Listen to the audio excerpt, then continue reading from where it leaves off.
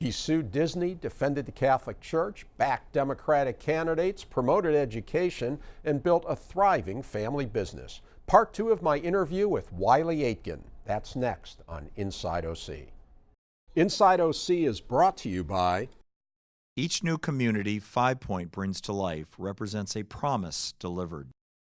Great neighborhoods are more than just places to live, they are places to connect. 5 Point is a proud sponsor of public television and community programming.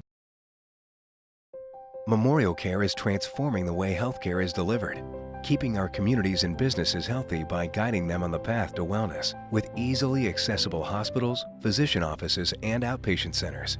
Memorial Care, leading the way.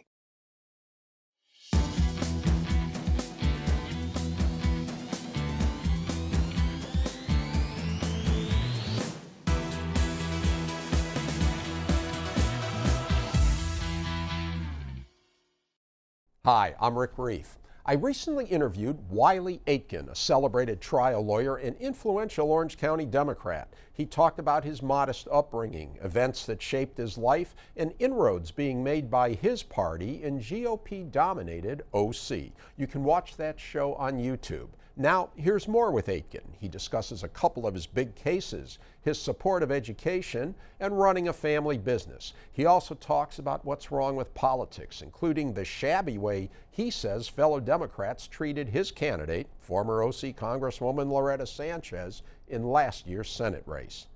Loretta ran against Kamala Harris for U.S. Senate. You've backed Loretta throughout her career, and she's won many times, one for Congress.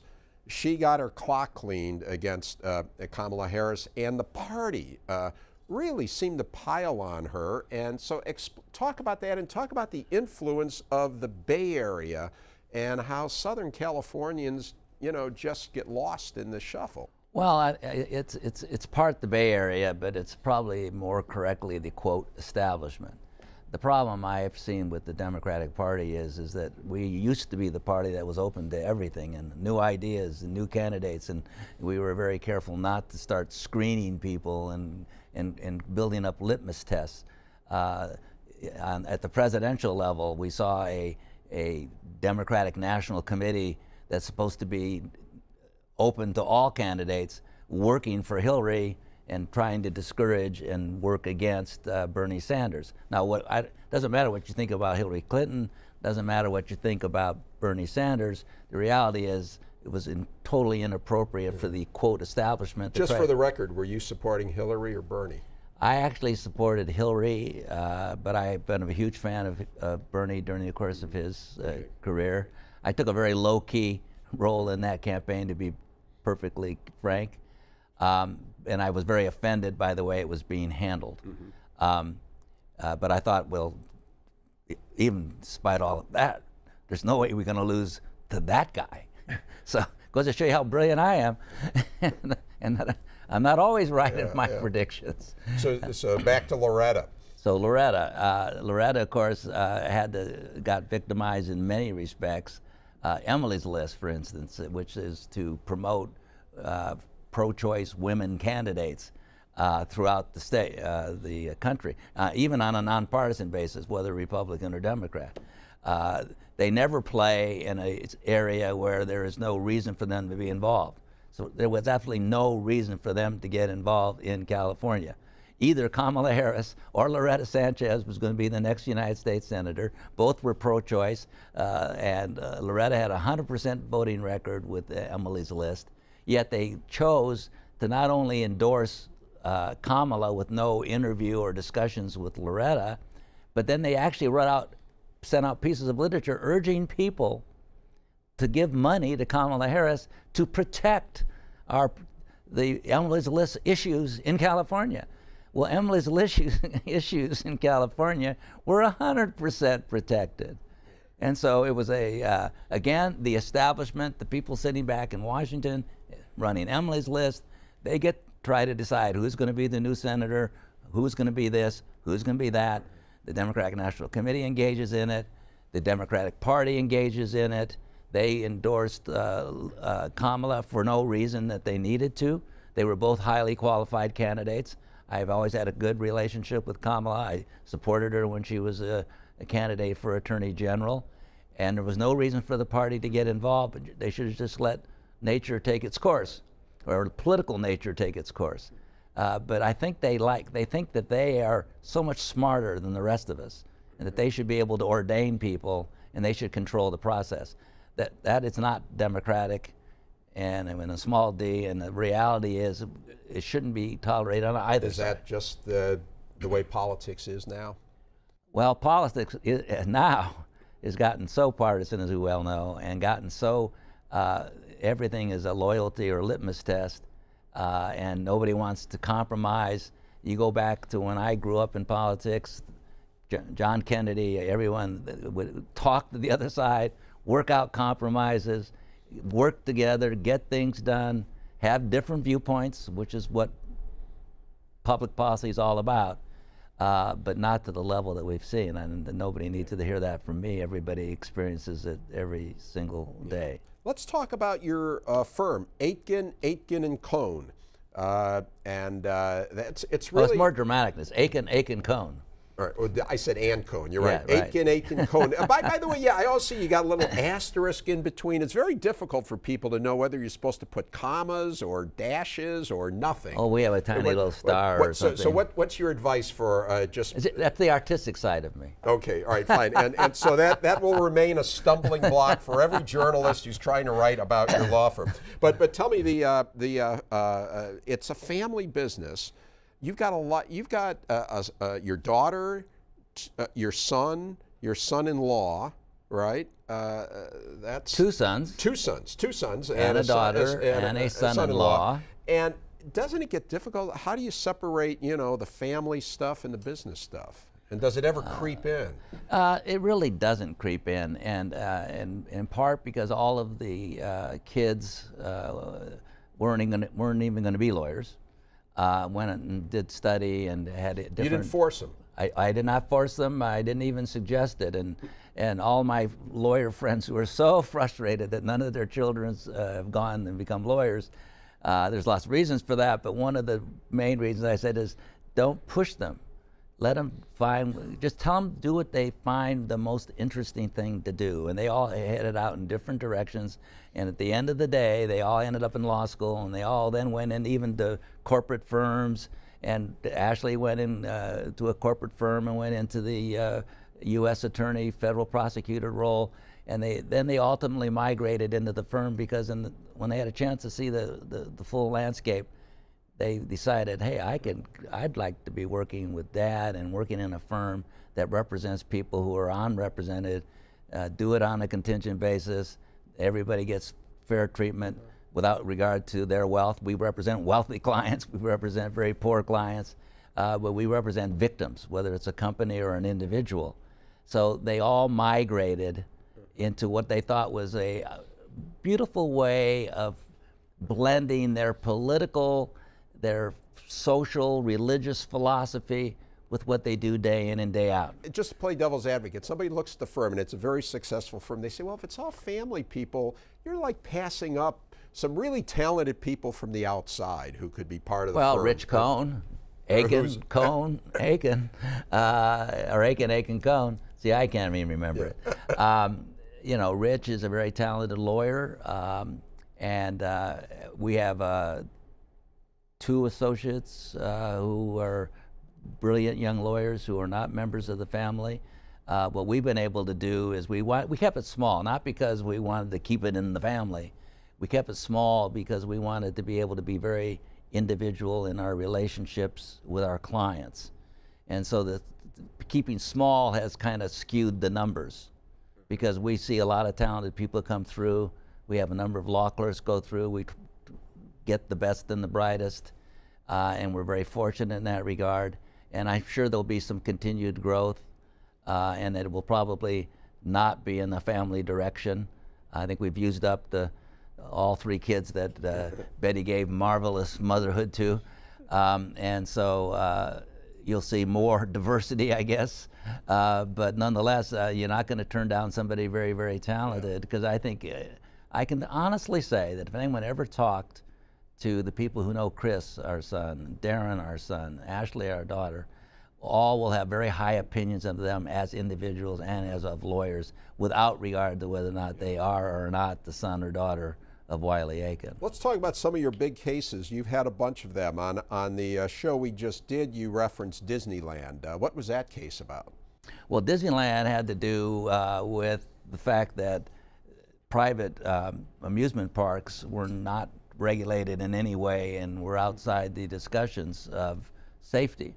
And of course, a very serious tragedy occurred on the Columbia, and which destroyed a family's life, killed the father, badly maimed the mother in front of their 5-year-old child on Christmas Eve at the happiest place on earth. And then what happened afterwards unfolded a terrible story of poor maintenance, poor management, some cover-up issues. You may recall, and this was all in the newspaper, that when the incident happened, they sealed the area off, cleaned it up, and then reopened the ride so that within an hour or two, no one knew that anything had even happened. And when the police arrived to investigate, they were taken to corporate headquarters, spent 4 hours talking to the leadership at Disneyland, and then went to the scene, which of course had been totally altered. And when the chief of police was challenged about this, he made the comment that he found that in many of his many years in law enforcement, going immediately to the scene of the crime was rarely productive. That was an amazing quote that got him in just a little bit of trouble, as you can imagine. So what happens with what we do as lawyers is not only did we impact that case and the practices that were going on within Disneyland, which all my family loved, so yeah. I was not the most popular guy in the family at the time I'm taking on Disneyland. But the reality is that we found out that we were able to change the law, and that the law then put private amusement parks under regulation under OSHA with immediate investigations, safety concerns, safety rules, safety regulations, and safety follow-ups. And then what happened is another tragic incident happened just a few years later at the Big Thunder Mountain. As opposed to what happened in the Columbia incident, I got a phone call and was invited to go into the ride, into the tunnel where the incident occurred.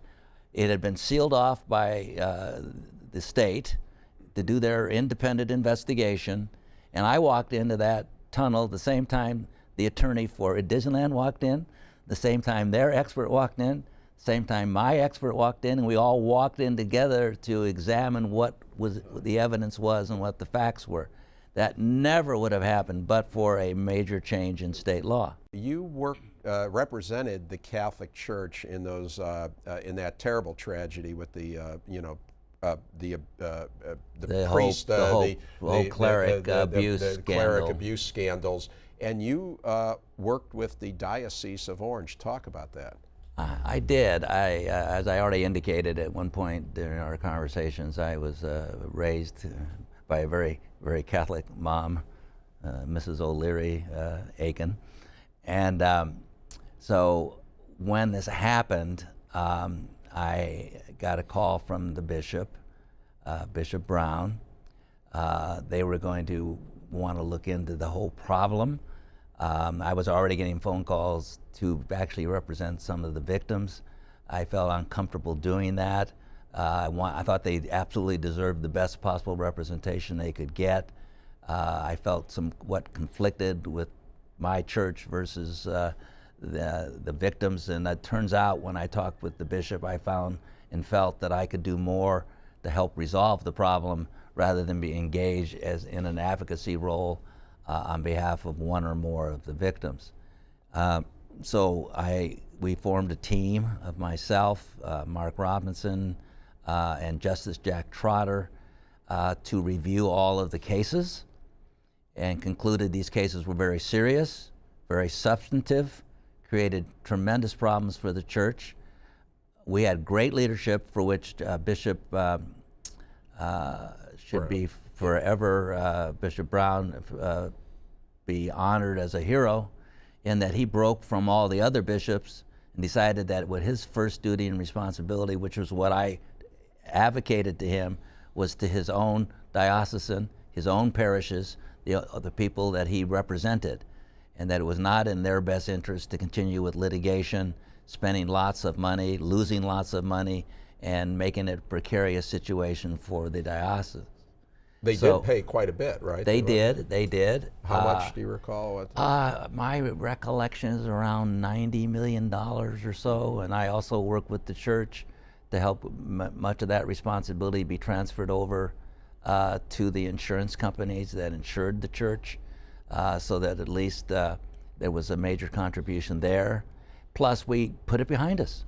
The bishop decided to sell Marywood and to basically consolidate, and it was, I thought, a brilliant move and a strong leadership role. So you feel good about the role you played in this? I felt very good. I think I felt more comfortable that I was able to make a difference, because in the process of being objective about these cases and saying how substantive they were and how tragic they were, and what I could tell the bishop as to how much money a jury was likely to award to all of these victims, I said, we should go and take care of these victims and see they're taken care of, and that is going to be, that money that's going to go to these deserving victims is going to be far better for the church than to try to wage a battle they were almost certainly going to lose in any event.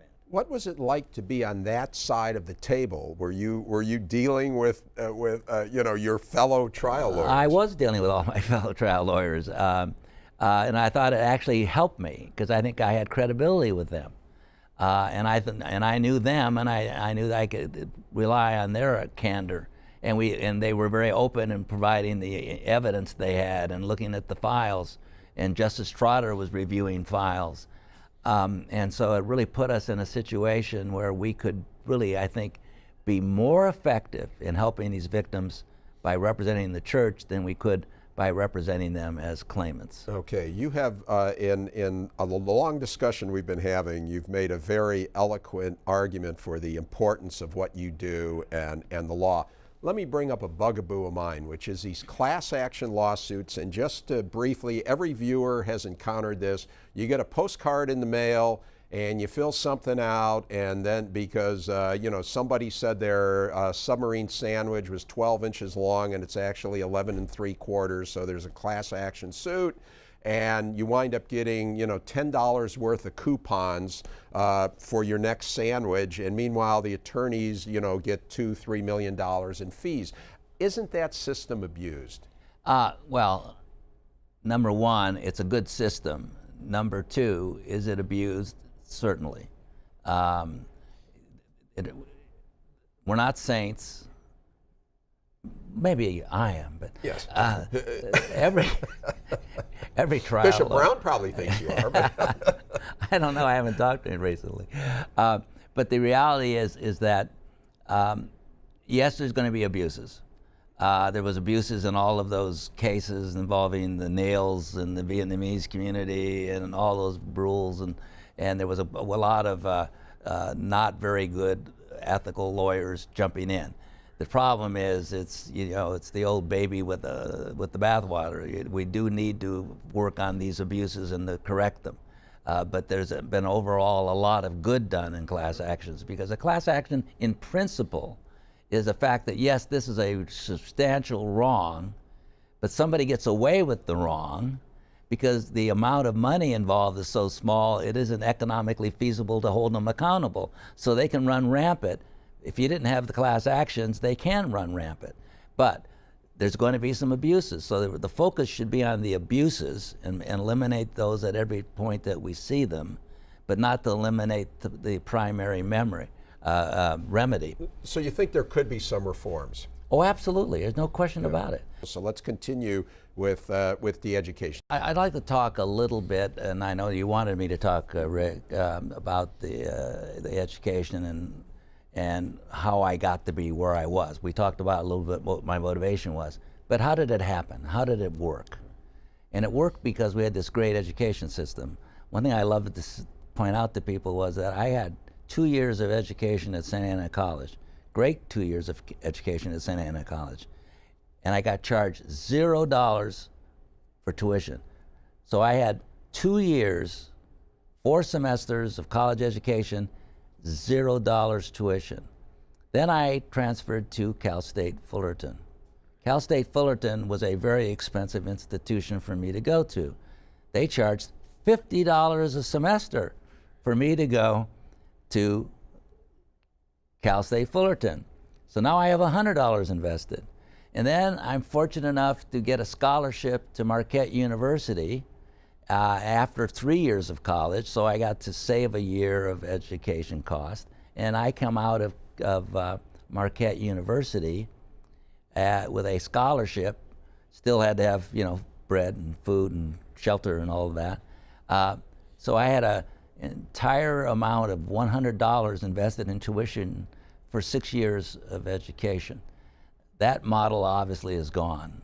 And so one of the things that has drawn me to Chapman University is the fact that we are going to be working very strongly to reverse that trend that people are graduating from universities with heavy debt. I went to Chapman originally because of the law school through a professor who came out of, or a dean that came out of Mississippi. That's an interesting story in and of itself. And I got involved, and then I met some guy named Jim Doty who thought I should get more involved not only with the law school but the university as a whole. Then I ended up, of course, on the board of trustees. And funny you should mention that. You're now chairman. You're the new chairman of the board of trustees, and here you are. You just received a doctorate, an honorary doctorate from Chapman. What I love about this picture is look at that. These are the folks who got the doctorates this time around, and you get top billing. There you are. You're next to Placido Domingo.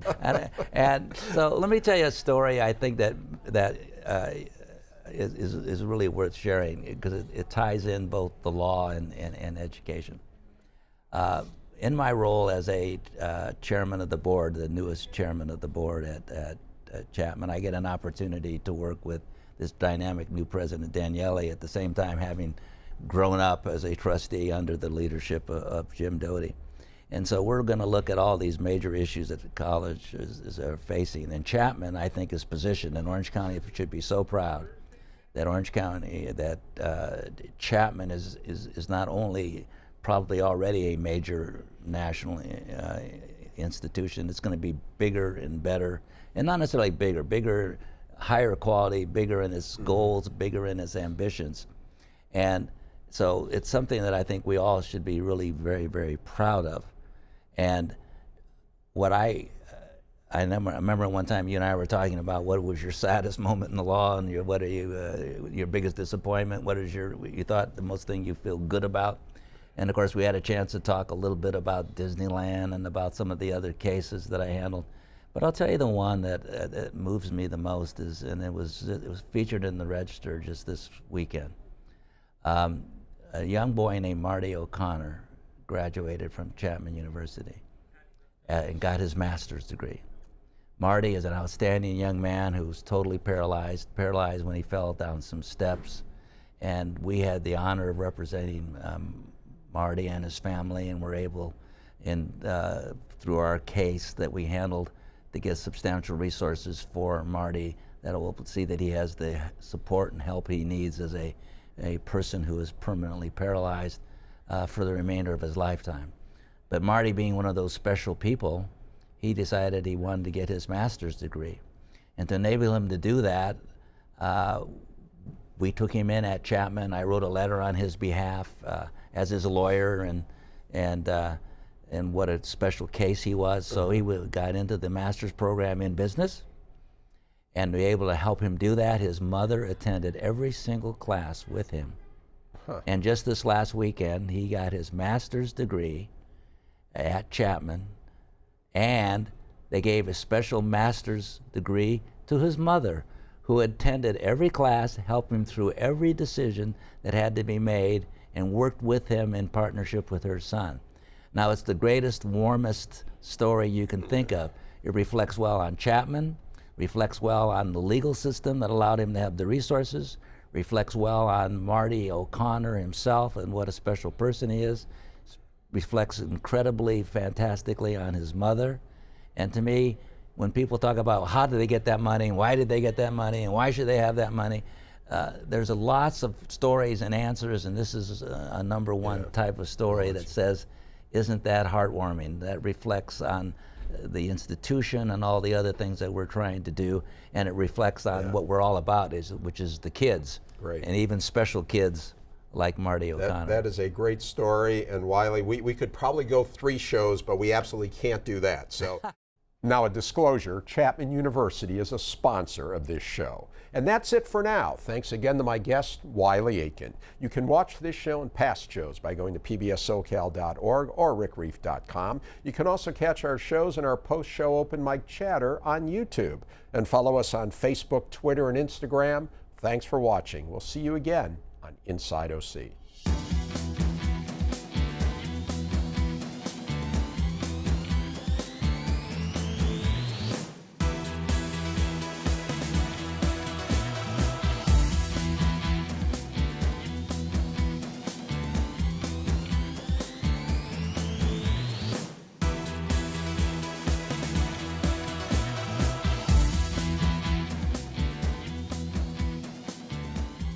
Inside OC is brought to you by Each new community 5 Point brings to life represents a promise delivered.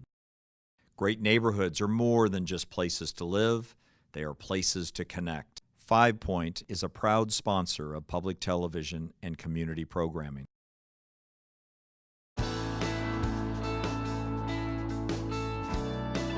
Chapman University is a proud sponsor of Inside OC and community programming.